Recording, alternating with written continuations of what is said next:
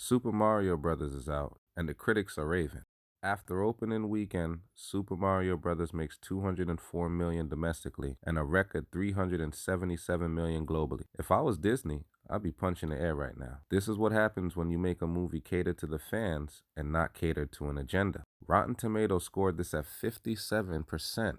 But the audience gave it a score of 96. Rotten Tomatoes used to be credible, but Not anymore.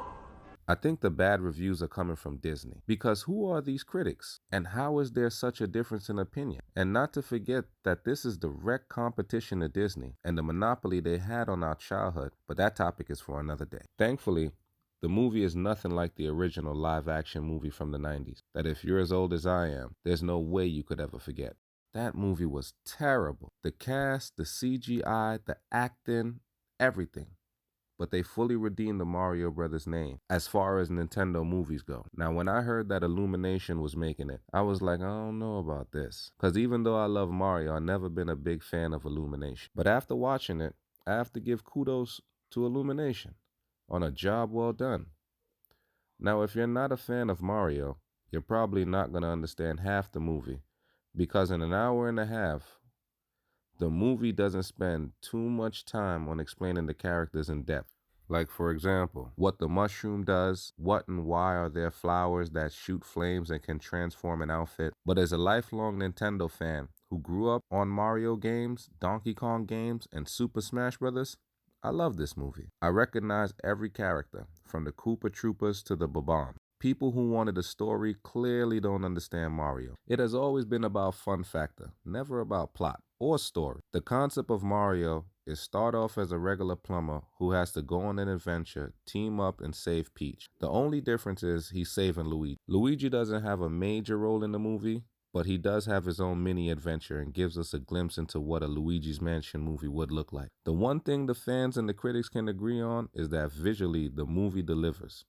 And I personally couldn't help but notice that Mario's oldest rival from Genesis, Sonic, has the same affinity for giving us a world of mushrooms. I still have to say that this is a true take your family to see movie and everyone can enjoy. Chris Pratt voices Mario, which at first I was highly against because I would have loved the original voice actor Charles Martinet. But he did a good job, I can't lie. And I don't know if that Italian voice will make it in today's climate. Jack Black voices Bowser, who I typically find corny, but he did a good job. He even has a song that ends up being super catchy by the end of the movie. Charlie Day voices Luigi and manages to capture that Luigi coward. Of course, Keegan-Michael Key, who was literally everywhere, so I wasn't surprised he was in it at all. Seth Rogen's voice is too distinguishable to see him as anything else, which is my one and only critique. The movie starts with Bowser pulling up on the penguins at Ice Kingdom with his floating castle and his whole squad of Koopa Troopers. The serious voice behind the leader of the penguins make it even more funny because you can't take him serious.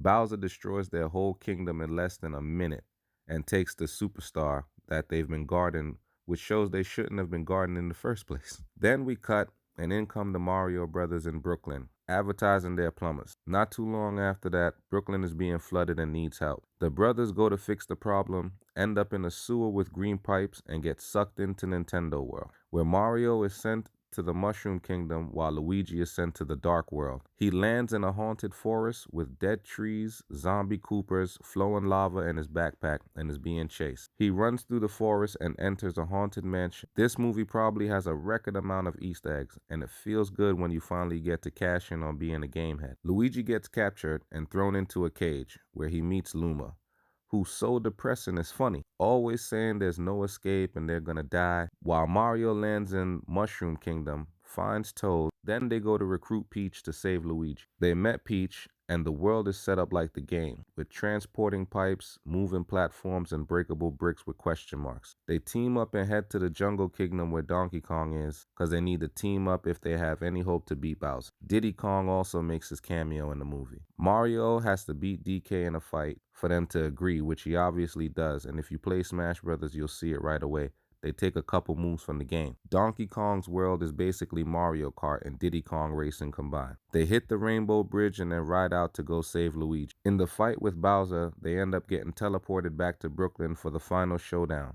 Luigi and Mario are finally reunited, and some people were upset that they were separate throughout the whole movie, but it was a setup for Luigi's Mansion, so I liked it. They used the star and power up into Super Mario and Super Luigi and defeat Bowser. The movie has 2 post-credit scenes. The first was Bowser's song about Peach, and the second was a Yoshi egg cracking. This movie has tons of Easter eggs and didn't focus on too much explanation and more on fun factor. I'm surprised Nintendo even greenlit this at all, knowing them, but they must be having financial issues seeing how their games aren't selling like the competitors right now. But that's all I have for you today.